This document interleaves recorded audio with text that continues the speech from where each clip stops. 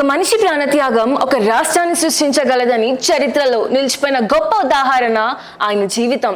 తెలుగువారి గౌరవం, గుర్తింపు, స్వాభిమానానికి ప్రతీకగా నిలిచిన మహానుభావుడు ఆయనే అమరజీవి పొట్టి శ్రీరాములు గారు.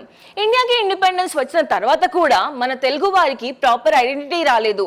ఆ సమయానికి మన ఆంధ్ర ప్రాంతం మొత్తం మద్రాస్ ప్రెసిడెన్సీలో భాగంగా ఉండేది. మద్రాస్ నుంచి విజయనగరం వరకు తెలుగు వారు ఉన్నప్పటికీ అడ్మినిస్ట్రేషన్ మొత్తం మద్రాస్ చేతుల్లోనే ఉండేది. తెలుగు వారిని సెకండ్ క్లాస్ సిటిజన్స్ లాగా ట్రీట్ చేశారు. మన భాష, మన సంస్కృతికి సరైన గౌరవం దక్కలేదు.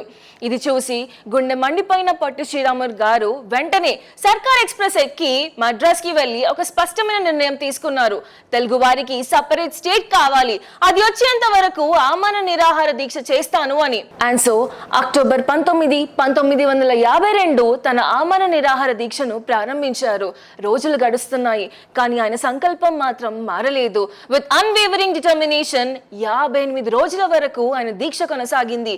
ఇదొక సాధారణమైన దీక్ష కాదు, ఇదొక జాతీయ ఆత్మగౌరవం కోసం జరిగిన పోరాటం. డిసెంబర్ 15, 1952 రాత్రి అమరజీవి పొట్టి శ్రీరాములు గారు మరణించారు. ఆయన మరణం ఒక విప్లవానికి నాంది.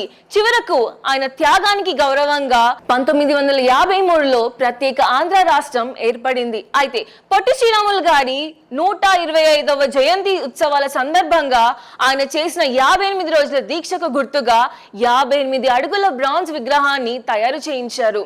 ఈ విగ్రహానికి స్టాచ్యూ ఆఫ్ సాక్రిఫైస్ అని పేరు పెట్టారు. One man, one sacrifice, one moment created an entire state.